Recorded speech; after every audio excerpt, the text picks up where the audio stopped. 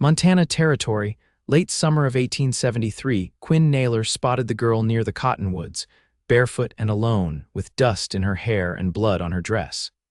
He was riding back from the Beaverhead River with two hares tied to his saddle and the sun burning low behind him. She stood like a shadow made solid, one hand clutching a faded satchel, the other curled tight around a broken necklace. Quinn pulled his horse to a halt, heart thudding hard against his ribs. "Miss," he called gently, not wanting to spook her. She flinched but did not run.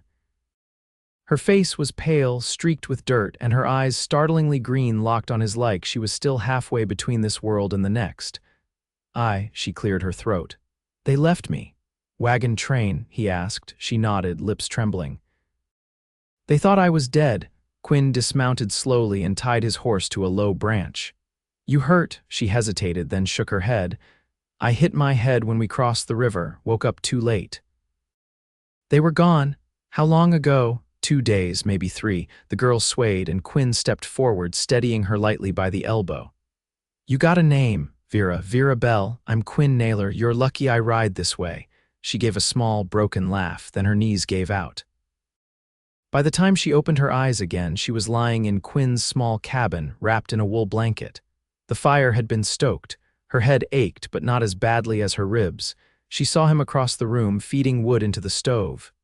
"You carried me," she murmured. He turned, nodding. "You were out cold, barely breathing. I did not want to leave you to the wolves." She winced as she sat up. "You live here alone." A pause. "No, my kids do too." Vera blinked. "Kids?" From behind the door, 2 small faces peeked out, one boy and one girl, wide-eyed and cautious. The boy stepped forward first. "I'm Thorne," he said firmly. He looked about 6. "That's my sister Tessa. She is 4. Vera's heart twisted. "Hello there." "They lost their mother," Quinn said quietly.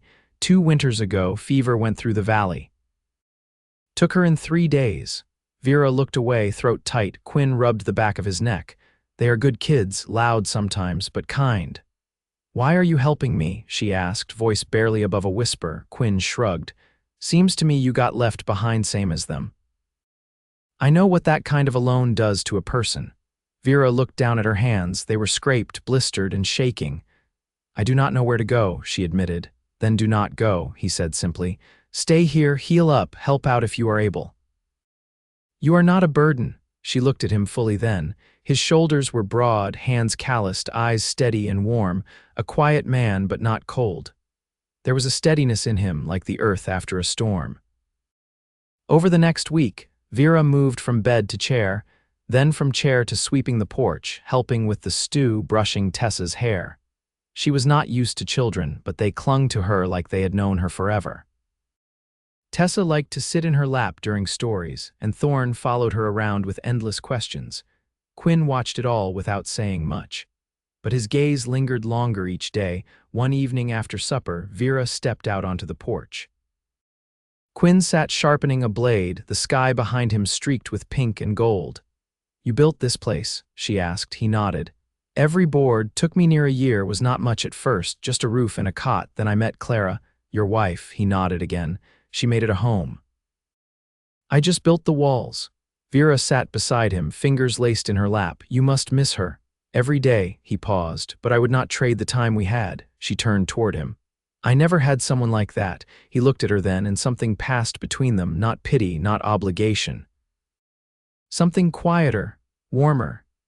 "You do now," he said. By the second week, Vera was mending clothes, chopping vegetables, teaching Thorne how to read letters from an old Bible she found on the shelf. She started laughing again, real laughter, the kind that made her eyes light up. One night, a storm rolled in. Thunder cracked the sky open. Tessa crawled into Vera's bed, shivering. Vera pulled her close, whispering soft words until the little girl fell asleep. Quinn stood in the doorway, watching. "She already sees you as family," he said softly. Vera tucked the blanket tighter around Tessa. "So do I." When she stood, Quinn was still there, neither moved. The storm rumbled again. "You are not planning to leave, are you?" he asked. She shook her head. "I do not want to." He stepped closer. "Good." Then he kissed her. It was not rushed. It was not wild. It was quiet, like everything about him firm, steady, and warm. Vera leaned into it, her hands on his chest, and for the first time in years she felt safe. When they pulled apart, she smiled. "I think I have already fallen in love with you, Quinn Naylor," he grinned, and it changed his whole face. "You are not the only one." The first frost came early that year, brushing the meadow with silver and turning the creek's edges to glass. Vera was outside before dawn, gathering kindling with stiff fingers while the last stars faded above the timberline. Quinn's horse snorted softly behind her, tethered by the barn, and the smell of wood smoke drifted from the chimney. Inside, she fed the stove slow and steady until the room warmed enough for Tessa to stir beneath the quilt. Thorne was already up, dragging a stool beside the table with a determined scowl. He had taken to practicing his letters each morning, tongue poking out as he scratched them carefully into the soft wood with a charcoal stub. Vera poured him a cup of boiled chicory. "You'll wear a groove clean through if you keep it like that. Papa says if I learn to write proper, I can send a letter next time the mail cart comes." She glanced toward the door where Quinn's boots and coat were missing. "He go out already?" Thorne nodded. "Said something's been nosing around the chicken coop." Vera wrapped a shawl around her shoulders and stepped outside, her breath misting in the cold. She found Quinn near the henhouse, rifle slung across his back, crouched low beside a set of prints in the mud. "Coyote?" she asked. "Could be. Might be a young cat, though. Tracks are light, but claw marks are deep." He straightened, wiping his hands on his trousers. "I'm going to set a snare up the ridge line. Won't be far. You want breakfast first?" He looked at her, and his voice softened. "That'd be nice." They walked back together in silence, boots crunching over the frozen grass. Inside, the children were noisier now, Thorne arguing with Tessa over who had hidden the corn doll last. Vera dished out bowls of mush, then set a tin plate in front of Quinn. He didn't speak, but his hand brushed hers as he took it, thumb lingering for a heartbeat longer than needed. After breakfast, he left with his rifle. Vera spent the morning boiling linens and teaching Tessa how to braid yarn into a doll's hair. The girl listened carefully, her brow furrowed in concentration. When they were done, Vera tucked the doll into Tessa's apron and kissed the top of her head without thinking. Later, while the children napped, Vera stepped outside with a basket of laundry. The wind had shifted colder, sharper, brushing against her face like a warning. She pinned the linens quickly, then paused to look out over the valley. The cottonwoods were bare now, their leaves swept down into the river gorge below. She heard hoofbeats before she saw him, Quinn, riding back along the southern ridge, his coat dark against the pale hills. He slowed when he saw her, lifting one hand in greeting. She met him at the fence. "Set the snare?" she asked, too, just to be sure. "Found fresh scat, definitely a cat," she frowned. "Should we be worried?" "Not yet, but I'll keep watch." He dismounted, tying the gelding to the post. "You keep that rifle by the door, all right?" "I will." He looked at her then, not just with concern, but with something steadier. "You've taken to things here quick." She folded her arms. "I didn't expect to, but it feels right." "Feels right to me too." They stood together for a moment, the wind tugging at her shawl. He reached out, adjusted it gently on her shoulder. "You ever think about staying longer than winter?" he asked, her voice caught. "I have." "Well," he said, eyes not leaving hers, "so have I." She looked down, smiling despite herself. That night after supper, Vera sat by the fire shelling beans while Quinn carved a new handle for the kettle. The children were curled together on the floor with a blanket and a pair of carved horses he'd made them from pine. "Did you always think you'd live like this?" she asked, watching the firelight flicker across his hands. "No," he said. "I thought I'd keep riding till I wore out." "Then Clara changed that. Now you're doing the same." She set the bowl down. "I never had anyone to build a life with, never believed I was meant for that." He met her gaze. "You are. You don't even know everything about me." "Maybe not." He leaned forward, his voice low. "But I know you get up before the sun, that you listen when Tessa cries in her sleep, that you taught my boy how to spell his sister's name, that you look at me like I'm something more than a man who's lost." Her throat tightened. "You are." He reached for her hand, warm and calloused. "Then let's stop waiting." Vera nodded, her fingers curling into his. "All right." And that night, when the fire burned low and the wind whistled gentle through the chinks in the logs, Quinn pulled a second quilt from the trunk and laid it over their bed. Vera slipped beside him, her back to his chest, his arm firm around her waist. There were no words left, only the slow, certain rhythm of breath shared between people who had chosen one another. Outside, the frost thickened, but inside, the cabin held its heat. By late October, the aspens had dropped their last gold, and the days shortened into brittle lengths of light. Vera stitched flannel linings into the children's coats while Quinn hauled split wood up to the porch. Smoke curled steady from the chimney, and the air inside the cabin held a faint scent of spruce and boiled apples. One morning, Vera found Quinn in the lean-to, straightening a warped hinge on the tack box. She leaned against the doorway, arms crossed against the chill. "You always fix things before they break." He didn't look up. "Try to, learned young that waiting costs more." She stepped inside, brushing sawdust from the workbench with her sleeve. "I never learned that. I always waited, till it was too late." He set the hammer down and turned to her. "You ain't too late for anything." "I used to think I was," she said. "When the wagon left me, I thought maybe that was the end, but I was wrong." His eyes held steady on hers. "You're just getting started." That night after supper, Thorne asked, "Are we gonna have a harvest supper like before?" Vera looked up from the hearth. "Like before? We used to have one," he said, glancing toward his father. "Ma would make corn cakes and apple mash. We'd eat outside if it wasn't snowing." Quinn nodded slowly. "We could do that again." Vera smiled. "If we trade for some molasses, I could try a pie." "Peach?" Tessa asked, hopeful. "Squash," Vera said. "If we're lucky." A few days later, Quinn saddled the gelding and rode east toward a settler's post 5 miles out. He returned near dusk with a burlap sack full of dry goods and a small clay jar he handed to Vera without a word.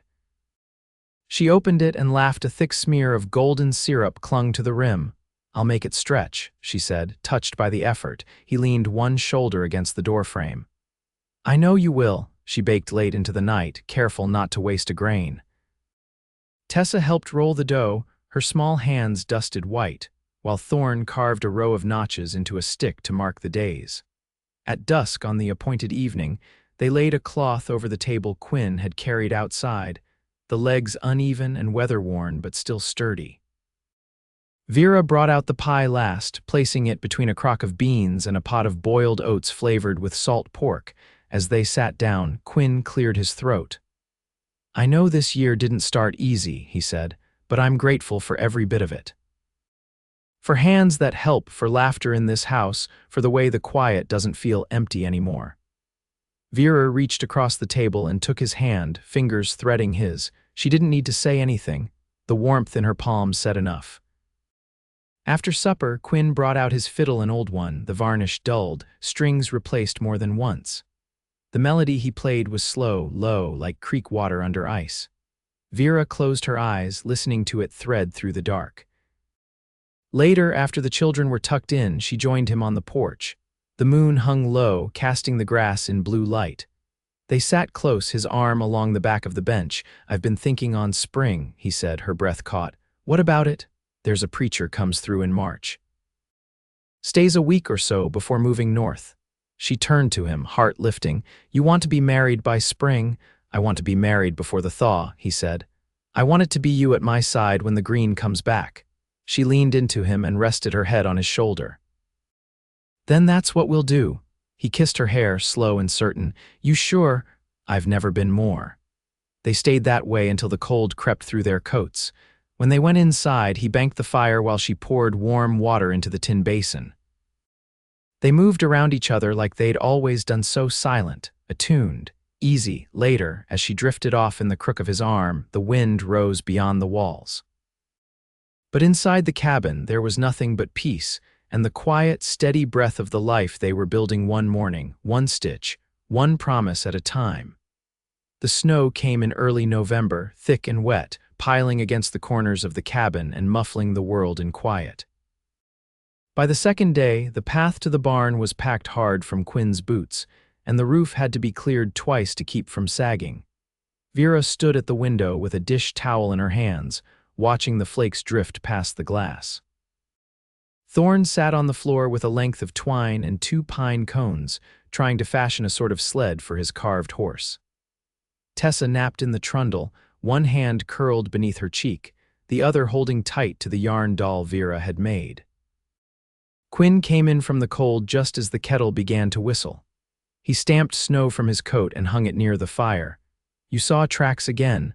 Vera asked as she poured water into the steeping tin. He pulled off his gloves and nodded. "Smaller than before, likely a fox, not the cat. But I'll check the traps come morning." She handed him the tin, her fingers brushing the inside of his wrist. "You'll take Thorn, if he's willing." The boy perked up. "I am." Vera studied Quinn over the rim of her cup. There was a new tiredness in his shoulders, not weariness exactly, but the kind that settled into a man who carried more than his share. "You've been going hard since the freeze," she said quietly. "You could rest a day." "I will."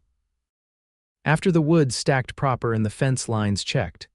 "Then I'll help with the fence." He looked over, eyes narrowed. "You ever stretch wire in snow?" "No, but I've handled worse." "You're stubborn," she smiled. "Took you this long to notice?" That night, after the children were down and the wind had picked up, Quinn pulled a small cedar box from beneath the bed. The hinges creaked as he opened it, revealing a narrow strip of blue cotton, slightly faded but clean and neatly folded. "This belonged to Clara," he said, setting it in her lap. She used to wear it at her neck when she wanted to feel like herself again, after the babies came, after the long days. Vera ran the fabric through her fingers, surprised by the softness. "You're giving it to me." She'd have wanted you to have it. She believed in kindness lasting past the grave. Vera held the fabric to her chest. "I'll take care of it." He reached for her hand. "I know." The next morning, she wrapped it around her throat before they stepped into the snow. It wasn't for warmth. It was for steadiness. The fence line stretched behind the barn, dipping down into a ravine where the snow lay deeper. Quinn worked fast, gloved hands steady as he tightened the wire and checked the posts for rot. Vera followed close, holding the coil and hammering where he pointed. "You ever think on what you want this place to become?" she asked after a stretch of silence. He paused, resting a boot on the bottom rail. "I used to think it'd just be a place to keep the wind off, but now..." She waited. "I want it to be passed down, something Thorn can work, something Tessa can come back to, even if she marries off and goes east. You think I belong in that picture?" He turned toward her. "You already are." The next few days passed quiet. Snow fell again, and Vera taught Thorn how to slice kindling without splintering the grain. Tessa helped her salt the last of the venison, her tongue sticking out as she packed it tight in the crock. One afternoon, Vera stood in the doorway brushing out her skirt when Quinn called to her from the edge of the trees. She followed his voice to the rise above the cabin, where he stood beside something low and hidden beneath a canvas. "What's this?" she asked, brushing her hair from her face. He lifted the corner of the canvas, revealing a small wooden frame, 4 walls, no roof, just the bones of something unfinished. "Started it last spring," he said. "Meant to build a smokehouse. But I was thinking maybe it could be something else." She stepped closer, boots crunching over frozen ground. "Like what?" "A room. For you, for us. I know it's not much yet, but come thaw I could finish it. Add to the cabin proper." She looked at the frame, then at him. "You're building us a home." "I'm building on what we already have." She didn't speak, just reached for his hand and held it tight. The wind picked up, brushing past them, but neither moved. That night they lay beneath the quilts listening to the fire settle into coals. Vera pressed her cheek against his shoulder. "I never pictured a life quiet like this," she whispered, "but it fits." He kissed her forehead. "You fit here." She smiled in the dark. "Then I'll stay." And with that, the last pieces of the old life, wagon wheels, distant roads, empty nights fell away. What remained was warmth and work, and a love built not from rescue but from choice. From each day shared, each task done side by side. From the way he looked at her like she'd never been left behind at all. By December, the snow had deepened to the window sills, and the world outside the cabin dulled to a steady hush broken only by the creak of trees and the occasional lowing of the cow in the shed. Vera kept the hearth going from dawn to dusk, her hands red from scrubbing and stirring, sewing and lifting. Her body had grown stronger since those first days, more sure of itself in the cold. though her past still rose sometimes in dreams, half-formed memories of empty trails and voices that never turned back. But when she woke, it was always to the sound of Quinn breathing beside her, his hand resting warm at her waist, his presence anchoring her to now. That morning, she found him patching a split in the sled runner with a length of scrap oak. His collar was turned up against the wind and his breath rose white in the air. She stepped close and tucked a folded cloth into his back pocket. "For your hands," she said. "I boiled tallow with spruce needles, should help the cracks." He glanced at her, then shifted the piece he was working on. "You're always watching out. You do the same," he straightened, brushing sawdust from his coat. "I've been thinking we ought to ride into town next week. Supplies are low, and if we're to speak vows in March, we'll need to let the preacher know." She nodded slowly, the idea settling into her like warm bread. "Do you suppose he'll agree to come all this way?" "He will. He owes me 2 cords of firewood from last winter." "I figure this makes us even." She laughed, the sound quick and bright, then sobered. "I'll need something proper to wear. You've already got what matters. That doesn't mean I don't want to look like a bride."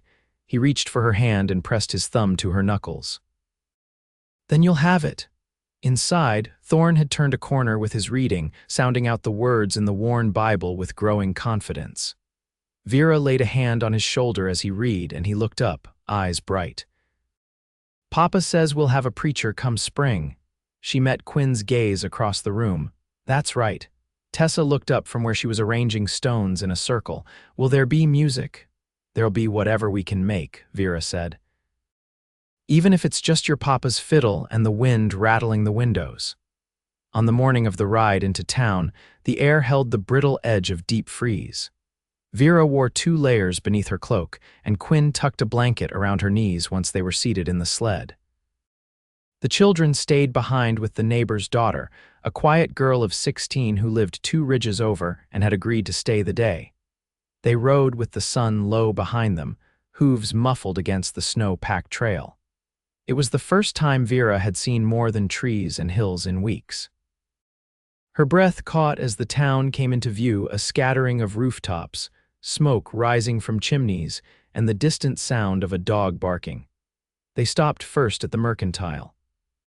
Quinn stepped ahead to speak with the clerk while Vera wandered past the bolts of fabric, her fingers brushing muslin and calico. She paused at a narrow roll of cornflower blue, then moved on.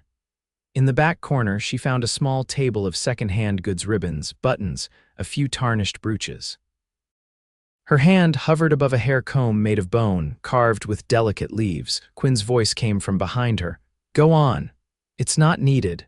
It's yours if you want it." She picked it up, turning it over in her palm. "It's lovely." After they'd arranged with the preacher and loaded the supplies, they stopped beside the livery to water the horse. Vera stood beside Quinn, the comb now tucked into her cloak pocket. "You ever think we'd come to something like this?" he asked. "I didn't think I'd come to anything at all after that river." He turned to her, the brim of his hat shadowing his eyes. "You did more than come through. You gave this place its heart back." She touched his coat sleeve, voice low. "You gave me stillness. A place to land." They didn't speak again on the ride home, but her hand stayed tucked beneath his the whole way. The sun dipped low, casting long shadows across the snow, and the cabin light glowed like a lantern waiting for them. Through the rest of winter, they prepared slowly. Vera stitched a dress from a bolt of russet flannel Quinn had brought home the week after Christmas. She lined it with scraps from Clara's old skirts and pressed the seams flat with a hot ironstone. Quinn cleared the room he'd begun building the previous spring, now nearly finished, and laid pine branches beneath the floor for scent. On the first clear day of March, the preacher arrived by sled, his face wind-chapped and his coat thick with frost. Inside the cabin, Vera braided her hair back and slid the bone comb into place. When she stepped into the main room, the children gasped and clapped. Quinn stood near the fire, a clean shirt beneath his coat and his boots newly oiled. He looked at her as a man who had waited patiently and knew the worth of what he'd been given. The vows were spoken with no flourish, just the low murmur of words meant to last. When the preacher asked if they would keep to one another through storms and sickness, through lean years and long nights, Vera's voice did not waver. "I already have," she said. Afterward, they shared a meal of sweet corn pones, dried apple, and the last of the summer honey. Thorne played the fiddle's open strings while Tessa danced in her stocking feet. Quinn and Vera stepped outside once the children were asleep, the stars crisp above them. She leaned into him, breath rising warm between them. "Tell me this never ends." "It doesn't," he said. "Not for us." Later, in the quiet of their room, Vera unpinned her hair and placed the comb carefully on the shelf. Quinn watched her from the bed, his hand outstretched. She slid beneath the quilt and into his arms without hesitation. No ghosts lingered there, no guilt, no shadows, only the steady beat of two lives now joined by choice and by years to come. The days lengthened. Snow melted from the eaves. The smokehouse was never built, but the cabin grew by one more room than another. Vera taught Tessa her mother's stitch, and Thorne carved his first yoke beneath Quinn's eye. The valley greened again, and the creek swelled with meltwater. When spring came in full, Vera knelt in the garden rows, hands in the earth, and felt the weight of all she had survived settle into something quiet and strong. Quinn came behind her, setting a hand at her back. She looked up, sun on her face. "It's good," she said. He nodded. "It is." And the wind carried on past them, through the cottonwoods, down the ridge, over a home built not of timber alone, but of hands held steady, of trust earned slow, and of love that had no end.